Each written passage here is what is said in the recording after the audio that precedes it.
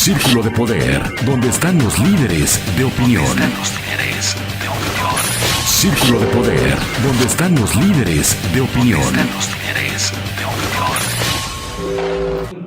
Gracias por acompañarnos. Esto es Círculo de Poder, donde están los líderes de opinión. Y Leo nos acompaña en esta mesa de análisis, el diputado federal Alejandro Mujica. ¿Cómo estás, Alejandro? Gracias por aceptar la invitación, como siempre. Buen día, Rolando. Con el gusto de saludarte y sobre todo saludar a las personas que nos hacen el favor de escucharnos y de vernos. Te agradezco mucho, Alejandro. Oye, pues de la última vez que platicamos hace un par de meses ahorita, la vida legislativa federal es vertiginosa. Se han dado muchos temas coyunturales cruciales para la vida nacional, el tema de la Guardia Nacional, el tema de varias iniciativas que están trascendiendo, que están ahorita algunas transitando, otras se acaban de dar, el tema de la revocación de mandato.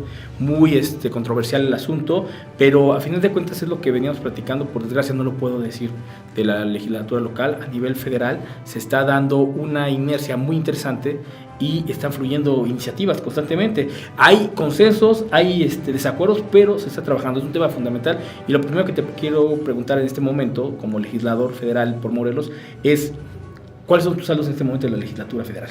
Pues mira, el balance yo creo que es muy satisfactorio, sobre todo porque las condiciones en el país así nos lo permiten.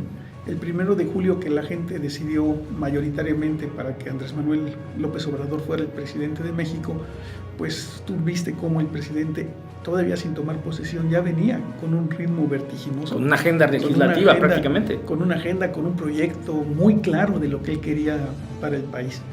Toma posesión él el 1 de diciembre, cuando nosotros ya teníamos 3 meses en la legislatura, trabajando, por ejemplo, iniciativas como la Ley de Austeridad Republicana, sí, y el combate a la corrupción, que era un pendiente que Morena tenía desde la legislatura pasada. Entonces, con un titular del Ejecutivo, como Andrés Manuel López Obrador, pues el legislativo tiene que estar a la altura de las circunstancias. El ritmo del gobernante que diario tiene las mañaneras, ¿no? Y también con el tema del Poder Judicial, o sea, los 3 poderes, hemos tenido pues un trabajo muy intenso porque el país así lo está demandando. La agenda legislativa, tanto del Poder Ejecutivo como la del Poder Legislativo y la propia, pues nos han hecho trabajar a marchas forzadas. Creo que lo puedo decir con toda satisfacción, le estamos entregando buenas cuentas a nuestros representados. En mi caso particular, como candidato que fui de Morena, hoy diputado, integrante del grupo parlamentario de Morena, y que estamos en la coalición Juntos Haremos Historia, y que se ha mantenido en el Poder Legislativo allá en San Lázaro, pues te diré que hemos aprobado un sinfín de iniciativas que, si me lo hace oportunidad, ya lo veremos más adelante, ahora que termine el periodo. Terminamos el 30 de abril, el segundo periodo ordinario del primer año. Entonces, si tú me lo permites, traemos ahí un pequeño balance, ¿no? Un pequeño resumen de lo que hemos hecho en la legislatura, para que la gente esté enterada, porque muchas de las veces también ha habido muchas confusiones. Entonces, nosotros tenemos la obligación de mantenerlos informados para procurar de que ellos estén viendo cómo el país se está transformando.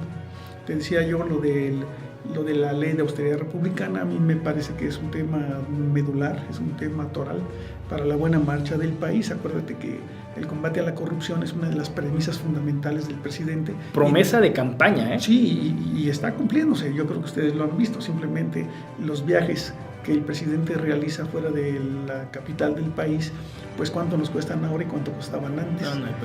No hay punto de referencia. O sea, el tema de la austeridad es una muestra, ¿no? El tema del combate a la corrupción es lo que se hizo con las instancias infantiles, de que se detectó que había actos de corrupción y se atacaron de inmediato. Están triangulando el dinero. El tema del robo de los hidrocarburos. Entonces sí hay muchos temas, como lo de la Guardia Nacional que mencionabas. Está el tema de la reforma al artículo 19 constitucional, que fue muy importante porque se amplió el catálogo de delitos que requieren de prisión preventiva oficiosa, o sea, se convierten en delitos graves en donde no pueden andar en libertad. Y ahí se tocó el tema de los feminicidios, que no era considerado así. Sí. También el tema del abuso a los menores, el abuso sexual a los menores. También se consideró así el robo a casa-habitación, el robo a los hidrocarburos, la corrupción, ¿sí? Los delitos electorales. También, sí, ya son delitos graves. Son delitos graves, que fue la reforma al artículo 19 constitucional. En el caso también que a la gente le generó un poco de confusión y que vale la pena aquí, en la medida de lo posible, aclararlo, es el tema de la revocación de mandato. que la gente de los partidos ajenos a nosotros se encargaron de decir que era el tema de la reelección. Era lo que te iba a decir. Entonces, una cosa es reelección, otra cosa es revocación. Yo creo que eso está muy claro, ¿no? Está muy, la definición es totalmente distinta. Entendible. Entonces, en el caso de la revocación, pues yo creo que esto, si lo hubiéramos tenido cuando Carrillo Lea fue el gobernador del estado, lo hubiéramos resuelto sin necesidad de haber sometido a la entidad a un desgaste político y social muy fuerte en los años por ahí del 97, 2000. Sí, claro, por supuesto. En el 97-2000, si hubiéramos tenido esta herramienta con presidentes como el propio Calderón, en la época en que esto era una matazón en todo el país, pues a lo mejor la sociedad teníamos un instrumento para poder decir hasta aquí, ¿no? Y en el caso de ahorita, lo que dice el presidente, ¿cuál es el temor? Si hace mal gobierno, pues le decimos a los 3 años que se vaya. En cambio, si hace un buen gobierno, la gente dirá que se le ratifica y que se le da un voto de confianza. Yo en algunas ocasiones me reunía con un grupo de empresarios.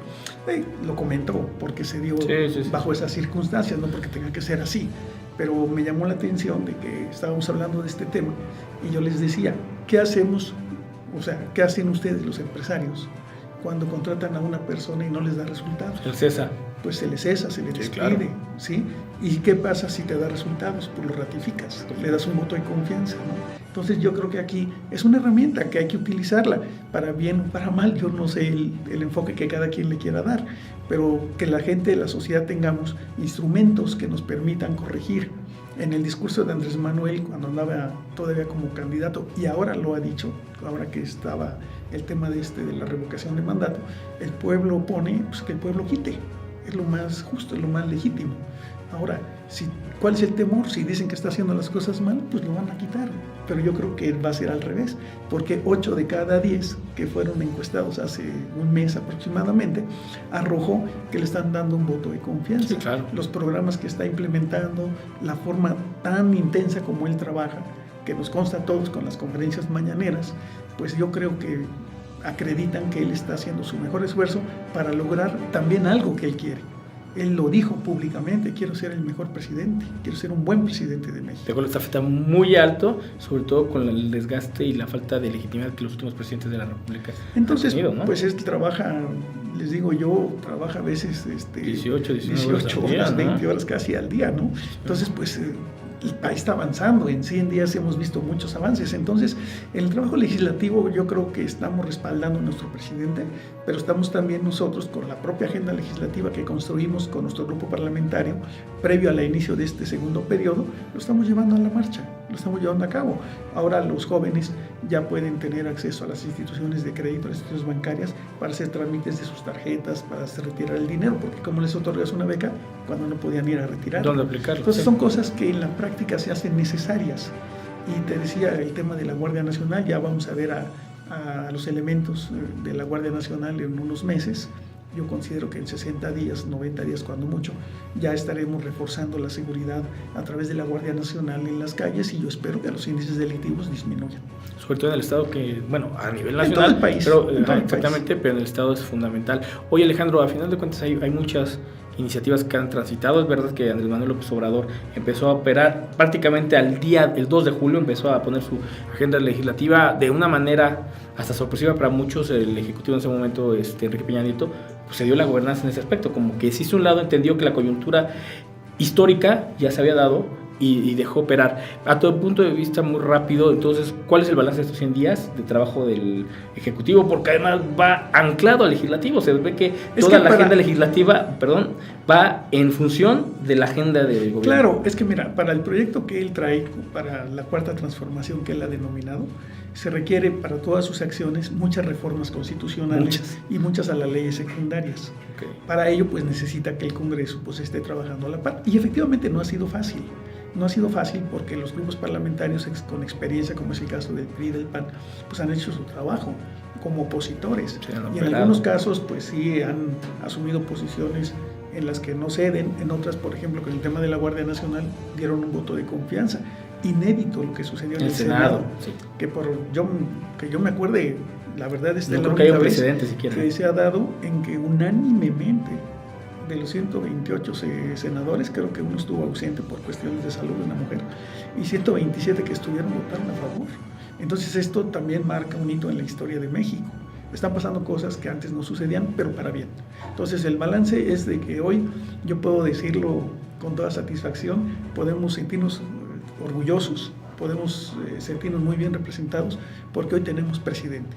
Dejamos de tener gerentes al frente de nuestras instituciones. Que vienen de cuentas. Oye, Alejandro, no te quiero meter en camisa de 11 varas, pero te tengo que hacer una pregunta implícita. A final de cuentas, del resumen de los 100 días que tú sintetizas, que son más los de Andrés Manuel López Obrador, pero 100 al frente ya allá del titular del Ejecutivo. Exactamente, y anclado al Legislativo. Hemos visto un sinnúmero, es más, te preguntaba por fuera del aire, ¿cuántas iniciativas han aprobado? Me dijiste, híjole, muchísimas, yo creo que más de 50. En el estado de Morelos, por desgracia, la cuenta de transformación está estancada, y hay que decirlo con toda la responsabilidad, la mayor parte por parte del Legislativo.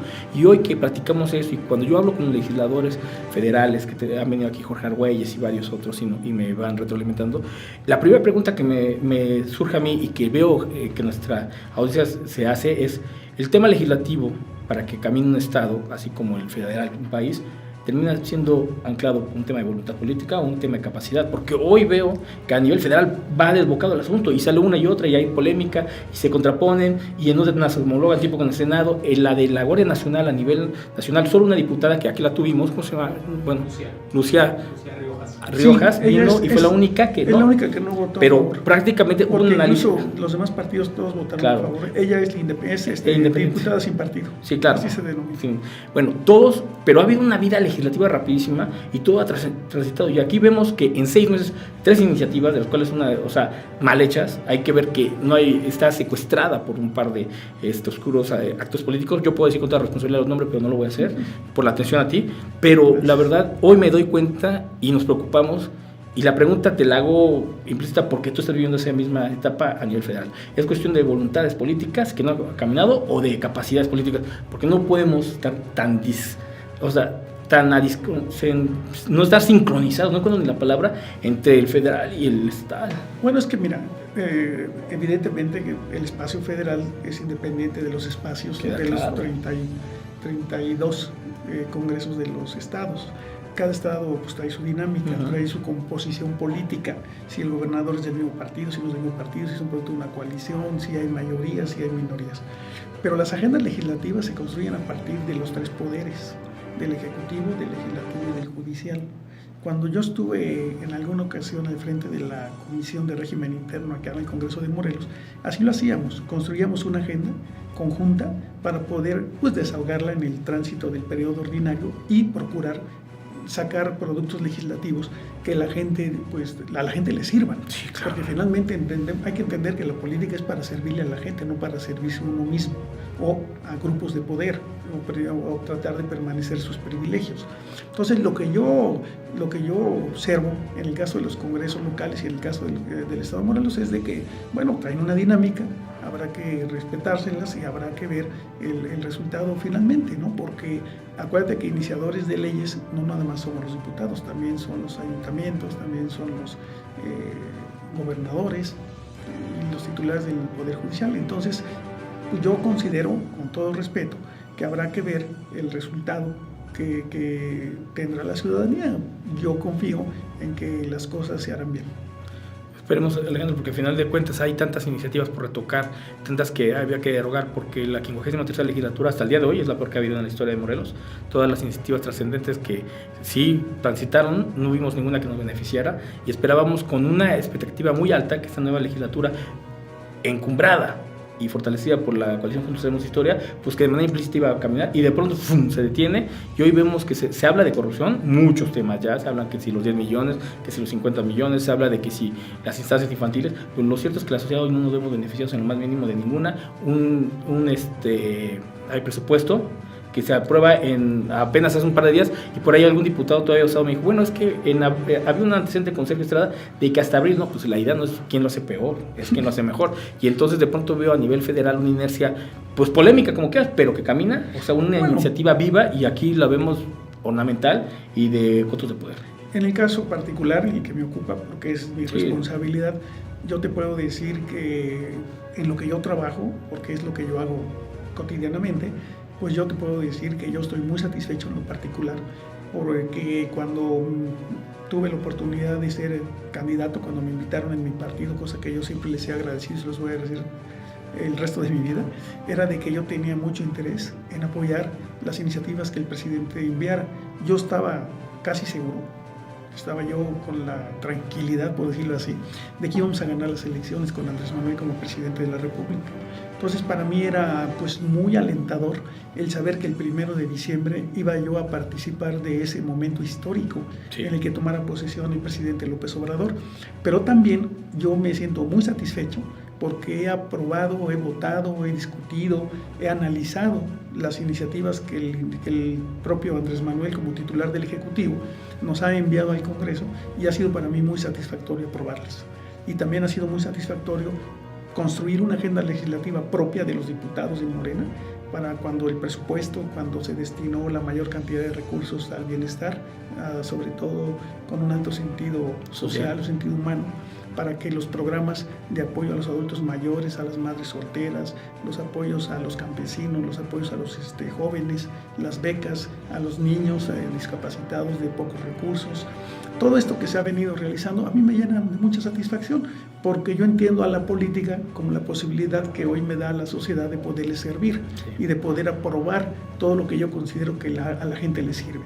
Y por otro lado, bueno, yo no puedo ser tampoco ni responsable ni crítico de lo que hagan los demás, pero sí te puedo decir que en el caso del Congreso Federal y en lo que a mí me ocupa, yo estoy apoyando todo lo que le beneficia a la gente. Si en alguna situación hay alguna iniciativa, hay algún proyecto que no beneficia a un sector de la población, tenlo por seguro que no lo votaré. ¿Cómo ser? Alejandro Mujica, diputado federal, te agradezco como siempre la frontalidad a los temas, la pluralidad. Te invito a que posteriormente, ya se acerca, como bien lo mencionas, el primer año de actividades, que nos vengas a platicar un poquito de todas las iniciativas, que a final de cuentas tú legislas a nivel federal, obviamente priorizando al Estado, que es el del que emanas, ¿no? A mí me preocupa el país, por supuesto, pero me preocupa muchísimo también mi ciudad, como Cuernavaca, y el Estado de Morelos, porque pues aquí vivimos, aquí están nuestros quereres, como decía mi y de aquí se te delegó la responsabilidad. Entonces, y la confianza. Aquí la gente me dio su voto, me dio su confianza en el distrito de Cuernavaca. Tuvimos una votación afortunadamente muy elevada, alcanzamos cerca de los 100,000 votos. Entonces tengo una obligación, tengo una responsabilidad política, social y moral sobre todo. Para mí el aspecto moral cuenta más que todo. Que a final de cuentas, ya cerrando el tema, el gobierno y la sociedad debemos entender que un gobierno no representa a todos, pero sí gobierna para todos. Y al final de cuentas la responsabilidad es que no hayan votado por ti, tú nos estás representando a todos. Es el mandato mayoritario de la sociedad, en una democracia así es. Así debe ser. Y así tiene que ser y así va a seguir siendo. Y yo te digo, yo me siento satisfecho el haber votado, por ejemplo, la de remuneraciones de los servidores públicos, en la que ningún servidor público se propone gane más que el presidente. Fundamental. Que los del INE que se han estado amparando y el Poder Judicial está resistente. Bueno, es parte de la democracia y de la política. Tampoco hay que espantarnos, ¿no? Cada quien en su espacio defiende sus propios intereses. Pero yo, en mi caso muy particular, trato siempre de procurar el bienestar de la mayoría de la gente y sobre todo los que menos tienen, los más desprotegidos. Alejandro Mujica, diputado federal por Morena, te agradezco muchísimo como siempre este espacio y te invito posteriormente a que nos vengas a representar. Muchísimas gracias, te lo aprecio mucho. Te lo vuelvo a agradecer. Muchas gracias. Gracias. Muy amable. Esto es Círculo de Poder, continuamos. Círculo de Poder, donde están los líderes de opinión. Círculo de Poder, donde están los líderes de opinión.